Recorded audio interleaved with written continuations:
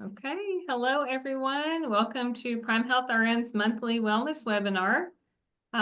So is everybody ready to hear from our amazing nurse coaches tonight? Give me a thumbs up. That's great. That's awesome. Also, if you can see me, give me a thumbs up. Everybody can see me. That's good. Okay, you're going to be very excited about what you learned in tonight's webinar.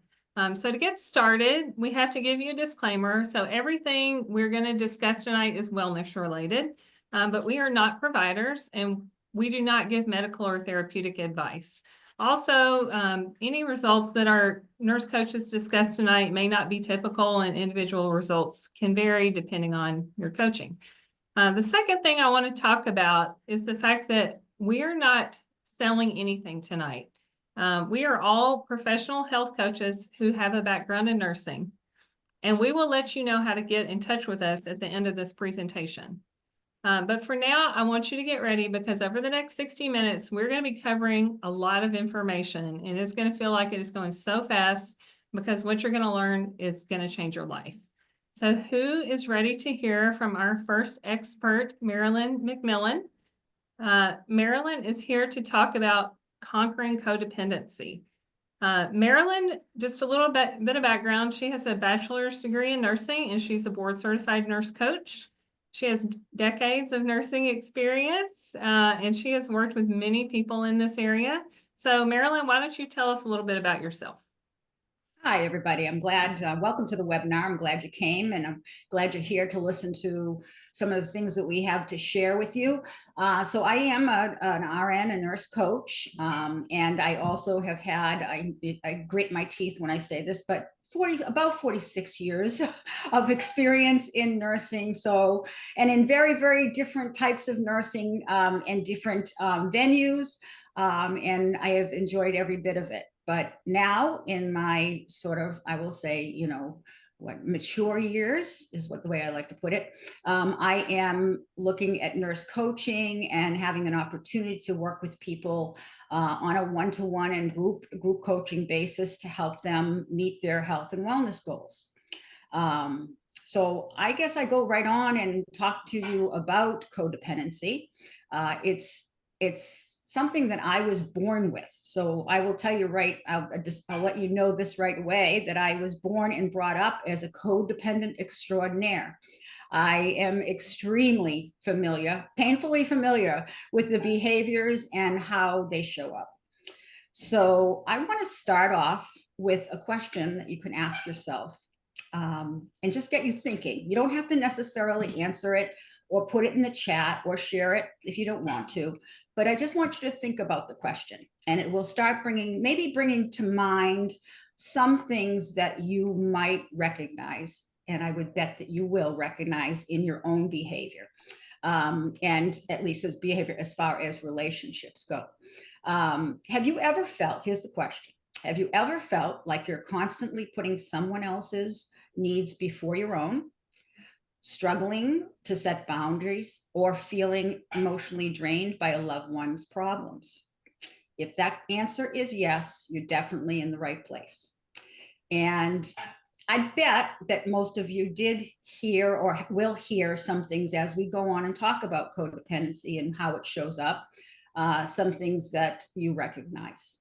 Not everyone with codependency will experience it in the same way, but there are common patterns that tend to show up.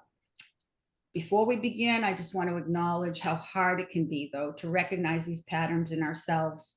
So my goal today is to help you just begin to understand, because we don't have lots and lots of time, but just begin to understand what codependence is, how it develops, why it's harmful, and most importantly, what you can do to start shifting these patterns and reclaiming your sense of self. So I'm going to start with, what is codependency? And codependency is not a diagnosis. You won't find it in the DSM-5. It is not something that is recognized as a diagnosis. What it is really is a pattern of behavior where a person's self-worth and their identity and emotional well-being becomes overly tied up with another person. Oftentimes that other person is maybe struggling with something like a substance abuse or mental illness or other kinds of physical, emotional dysfunction. Sometimes not, but that is not unusual for codependency to show up in those situations.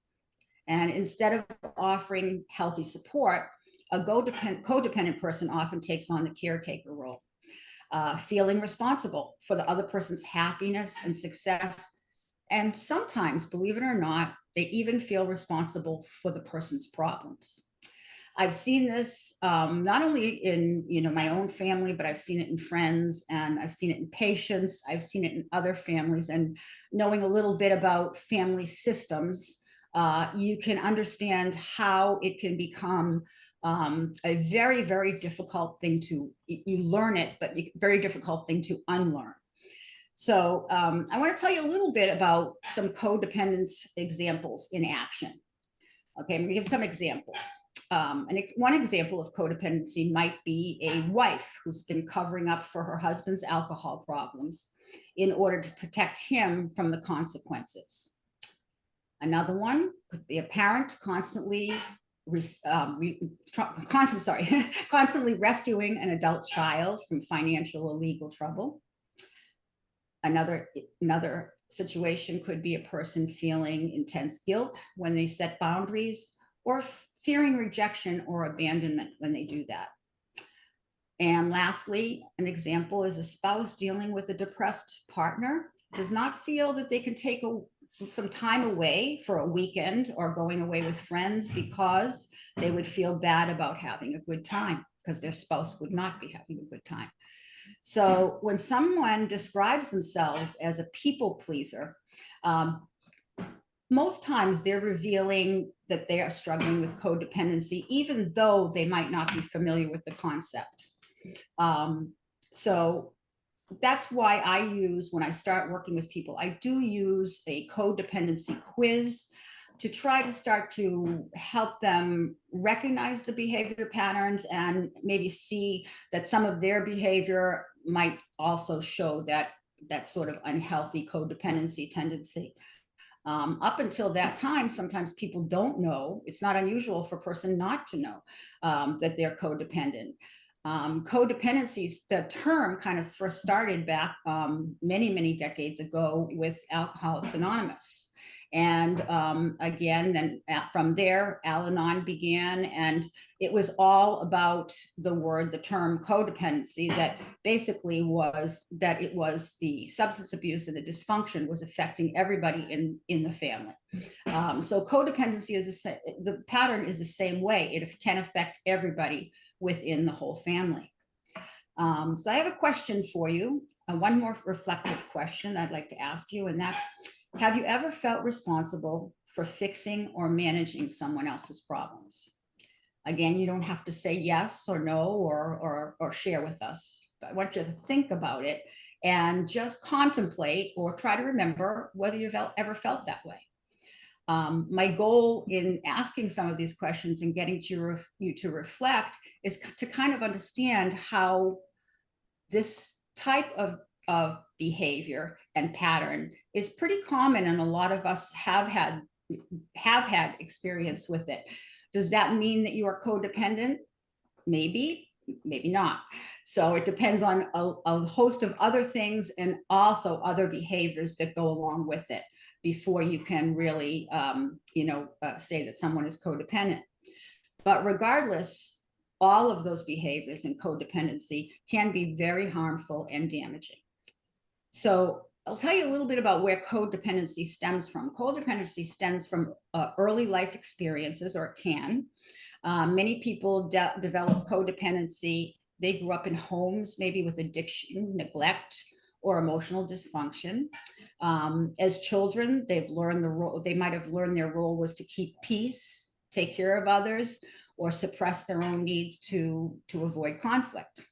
Quite often, a young person, a child even, sometimes can have to take on the role of caretaker in their family and never really properly able to, really express themselves or understand who they are, because they're trained this was in my case, trained very early that their job was to be a caretaker, maybe for an ill person in the family, or in my case, it was a mother who had suffered from depression.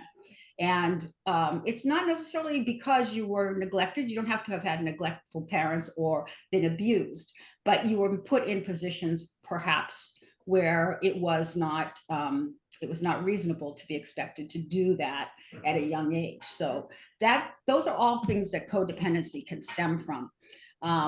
Common reasons, root causes besides that also could be just difficulty with dealing with a person in your home or in your family, or a partner who has shows some problems with either substance abuse or other types of dysfunction, and you find yourself in a position where you feel responsible for them to get help, and it becomes sort of, you find yourself wanting control over that other person, to take care of them, and that their health and their wellness depends on you. So you take on that full responsibility for that person. Then the problem comes in that you actually enable that person to continue with their harmful behavior, and you prevent them from getting the help they need often. So this can show up, and that's why it can be harmful. What I mentioned, that it can be harmful to yourself, but also can be harmful to the person or family member that you're trying to help. Some signs of codependency. Also, not everyone, I said, will experience in the same way, but I bet that you will hear yourself in some of these signs. They include difficulty saying no without feeling guilty, feeling responsible for other people's emotions and decisions, neglecting your own needs, or feeling lost when you are not needed by someone, staying in an unhealthy relationship out of fear of abandonment, and other types of self-destructive behaviors. So we talked about, what codependency looks like and how it can show up. So I wanted to also, at this point, talk about, is codependency, a lot of people will ask, well, is it harmful, or why is it harmful? And codependency is beyond just caring. Caring for itself, by itself, obviously, is a beautiful quality. Caring about others is not a problem. The issue is more about the degree that one has self-neglect in the name of someone else. So in other words, they neglect their own needs, they neglect their own wants, needs, or desires in effort of taking care of the other person. Sometimes this can be seen also with parents who have an ill child. It's seen a lot with parents who have mentally ill children. And even when those children become adults, they also have trouble with, detaching. And that's another area that has to be worked on when people are very, very codependent, is finding a way to help them learn healthy detachment. So let's go over a few more of the harmful effects of codependency. When someone is codependent, their extreme concern and care for another person can leave them emotionally exhausted. They can feel absolutely drained from constantly managing the other person's problems. And the person can feel sort of a loss of self-identity. After a long time of trying to help somebody else, try to nurture them, try to find ways to solve their problems and focus on them, you forget about yourself, but you also don't have time to even think about who you are, what you need. Those are things that you lose. So that's what it means when they say you lose your self-identity. You forget your goals, your passions, and your own needs. Unhealthy relationship patterns also are common with an effective codependency. And what I mean by that is staying in some relationships that are toxic.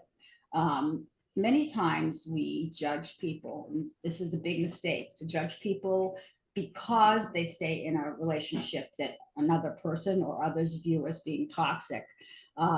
That's not helpful, to judge somebody and say to them, why don't you just get out of that situation. You know it's not good for you, so just get out of it. Without understanding, first of all, why that person has trouble with thinking about moving on or ending the relationship or just leaving.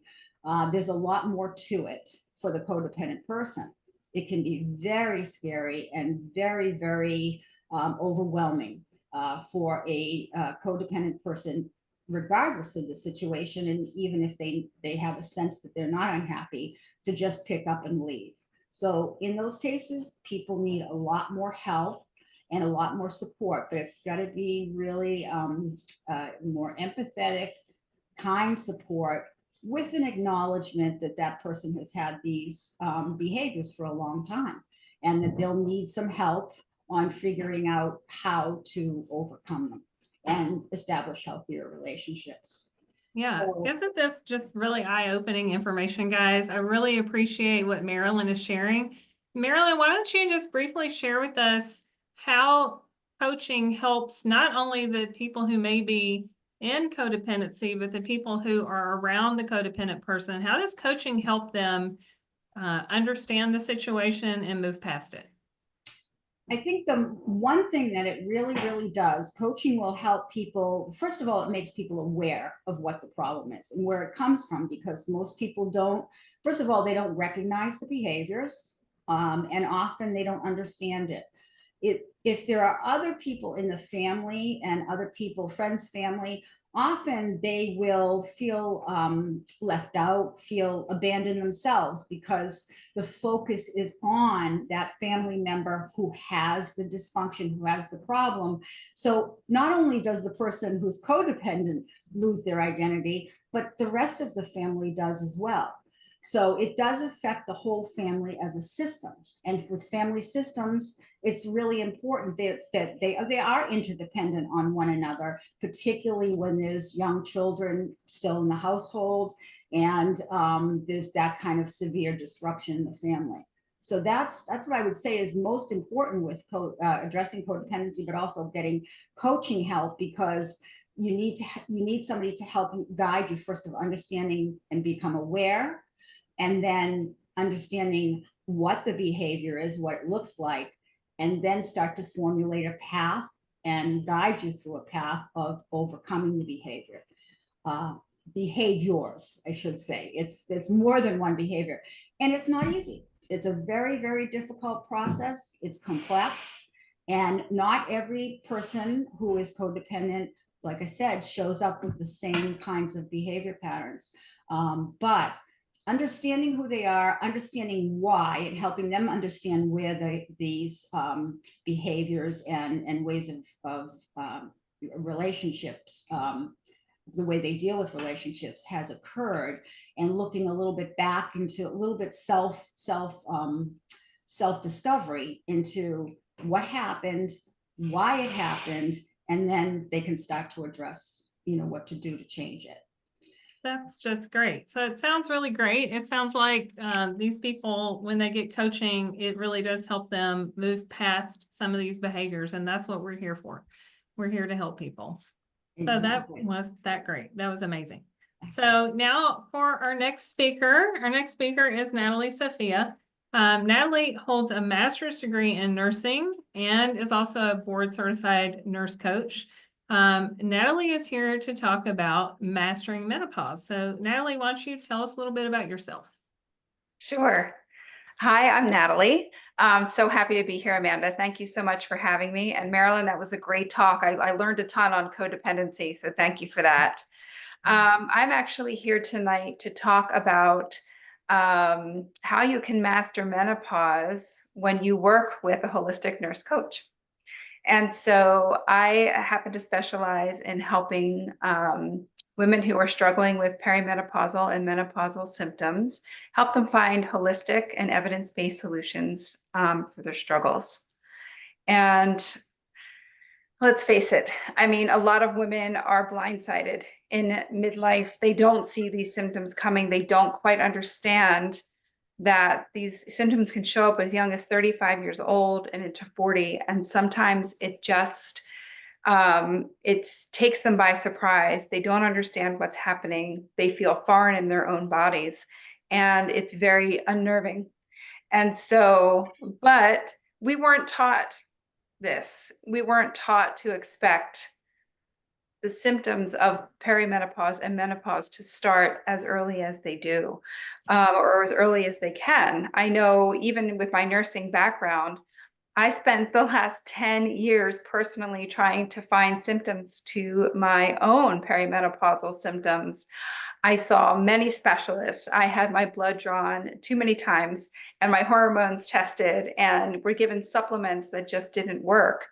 And at no point in time did any provider use the term perimenopause.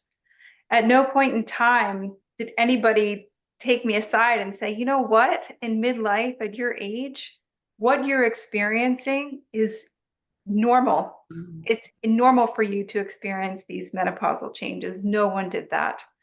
And so it left me feeling like my symptoms were problematic. They were something to be feared. And it just, it didn't feel right. And so what I came to learn through my own self-discovery and self-education is that perimenopause can actually last for a period of between 8 and 10 years. And the symptoms can be ongoing and they could change numerous times. And there are about 34 of them that can show up. The other thing that I've learned is that as women, we don't experience menopause in the same way. You know, one woman might be dealing with hot flashes and weight gain. Another woman might have brain fog or depression. You know, some have joint pain, mood instability. All of these are symptomatic of hormonal transition, of estrogen and progesterone declining. And so the feelings that women have around their symptoms are very real and they're very significant. And a lot of times they're not taken seriously, or they're made to believe that, oh, it's all in your head, or why don't you just suffer through it? You're not the first woman to go through menopause. Women have been going through menopause for ages. And while that might be true, it still leads women to feel, they can feel defeated. They can feel helpless and sad and angry about their changing bodies. Women are just starting to demand more, but unfortunately, our current medical climate isn't prepared to meet the moment. And so I just want to be a person who is there to support women. And I also want to ask some questions about who else has spent 20 minutes in a doctor's office and left feeling, excuse me, gaslit or unheard?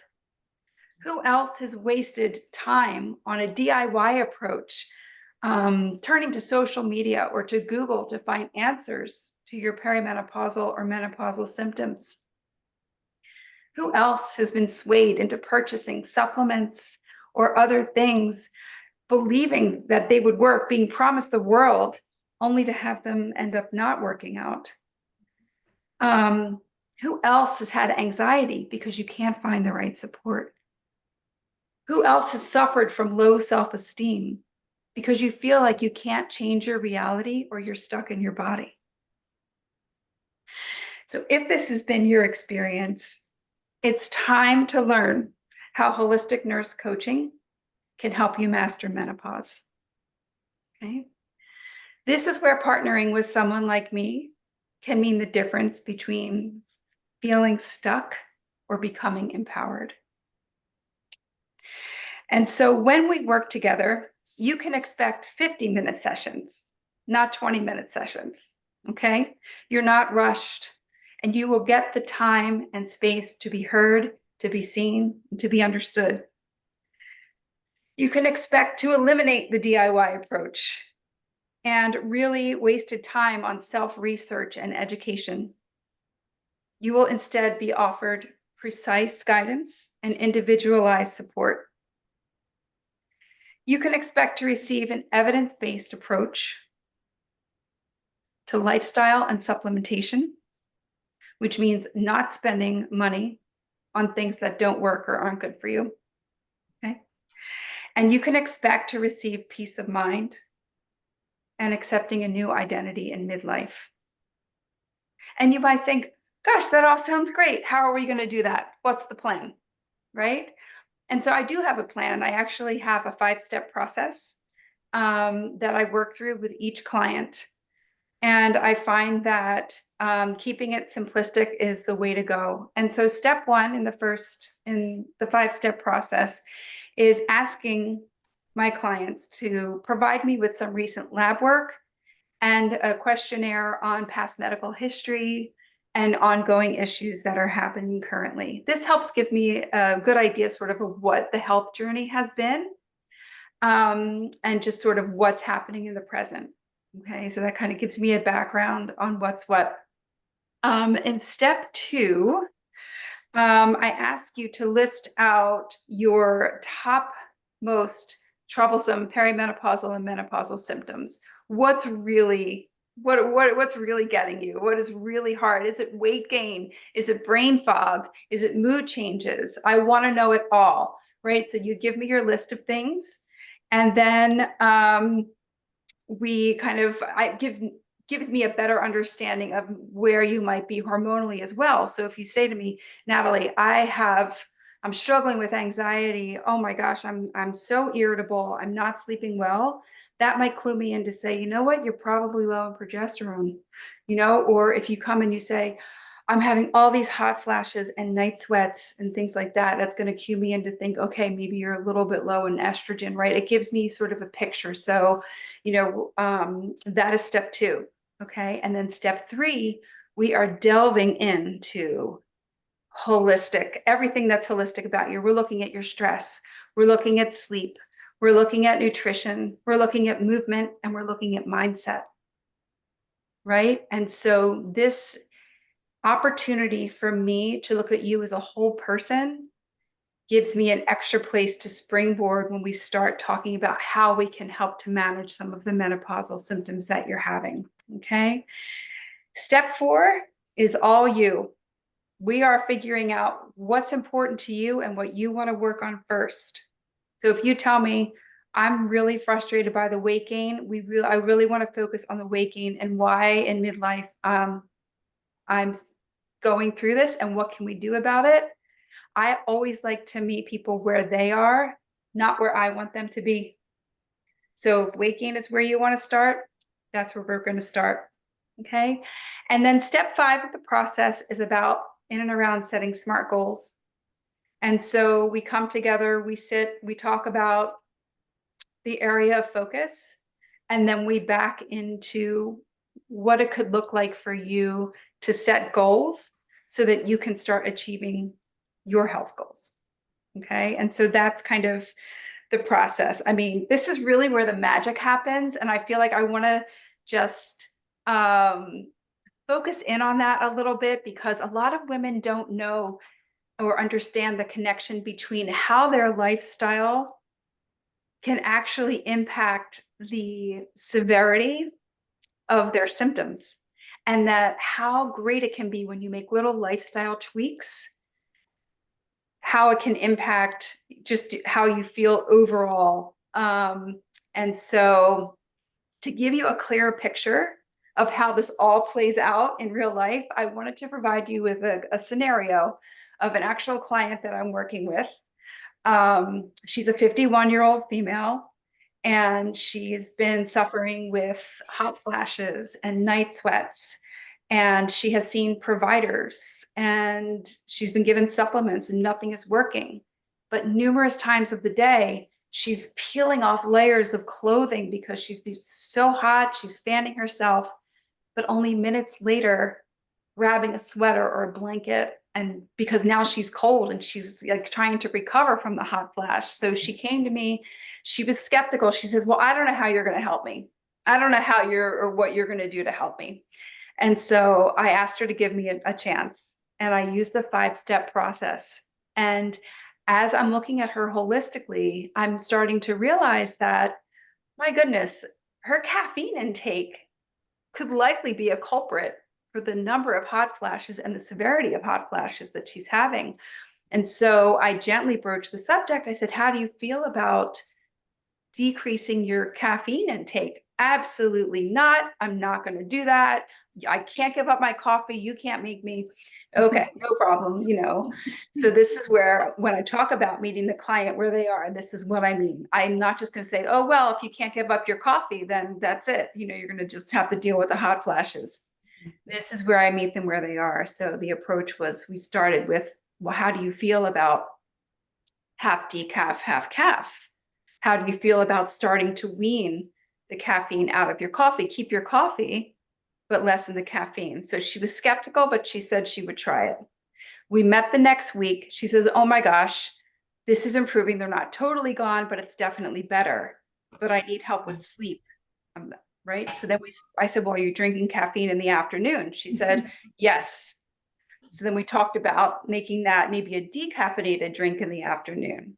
And then we cleaned up her sleep routine. When we noticed, and we were talking about the screens at night, eating and drinking late at night, right? So in summary, I was able to help this woman, my client, decrease her hot flashes by 60 to 70% and get to sleep through the night simply by making lifestyle adjustments.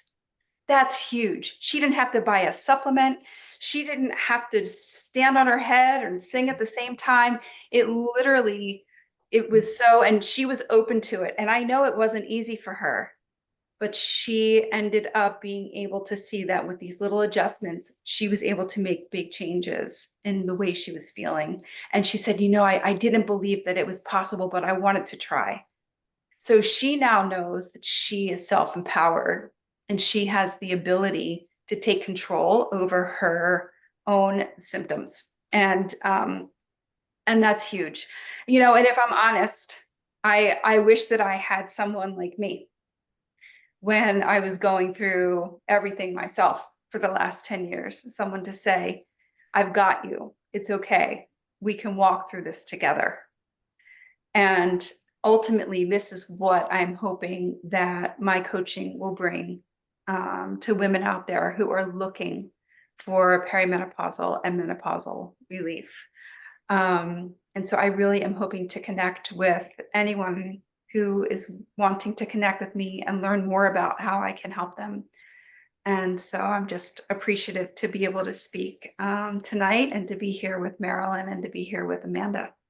Thank you. Y'all getting this? So Natalie, I just want to share, this is a personal story, just so this hits home in case you guys, you know, haven't had this experience. I am in the middle of perimenopause. Went to my provider, a very amazing primary care provider that I've had for years, and described the physical symptoms that I was having. And I got prescribed an antidepressant. Oh. I don't know if you guys have looked at the side effects of antidepressants, but number one, I wasn't having depression. And number two, I don't want to just take a pill just because. So this is oftentimes what we as nurse coaches see. And I mean, we've experienced it ourselves where you go to the provider has 15 minutes. Their appointment blocks are 15 minutes. You get to talk for about 2 of those, and they talk at you and throw a pill at you that probably doesn't even meet the need that you went for. So that is why we are here. So that is amazing. Thank you so much, Natalie, for that information. Now that you guys understand the level of expertise we have here at Prime Health RN, I want to tell you how you can work with us. So working with an expert health coach is exactly what you need to be successful at mastering your health. Our coaches work directly with you, just like Natalie described, to create a personalized plan to get you on track to optimal health. So before, you were probably like me, you were probably struggling in a system that doesn't listen to you and just wants you to check off a to-do list. But now that you understand the power of coaching, you've literally unlocked a concept that's going to change everything for you. Prime Health RN coaching is the key to many people's success. Just like Natalie was talking about, her client didn't have to take supplements, didn't have to go back to the doctor to get her lab drawn 40 more times. Just these little lifestyle tweaks. That's what she needed to get her on the path to health. So I'm going to share a screen with you here so you guys can see how to get in touch with us. So you can go to primehealthrn.com. This is our website. And you can search, you can go down here. We have health focus areas. So I know not everybody is looking for the same thing. So we've tried to make it very easy for you to find the right coach that's going to match your needs. So all these health focus areas, we also have general health and wellness if you can't find exactly what you need. These are all areas that we work with and many others, but this is just a little snippet to help you find the coach you need. And then you can go up here to the search. You can pick the area here. You can also find them on those specific health focus areas, and you just go, here we are. I will see if I can find Marilyn on here. Marilyn, where are you at? You're down here. Yeah, there I am. You go to the profile. When you go to our profiles, it'll tell you all about us, and this is Marilyn. And then you can go down here and you can book services with her. So Marilyn does have free consultations and free introductory sessions. And then you get, you know, the different packages. We have a single session, we have a monthly package, and then we have a 3-month package. So that is how to find us. Try to make it very simple for you to find exactly who you need. Many of our coaches, like I said, do offer free consultations and the free introductory session. So we just can't wait to help you get started on your path to better health. We hope that you enjoyed this webinar. We do host monthly webinars to help you understand important health topics and to get your questions answered by some of our expert health coaches.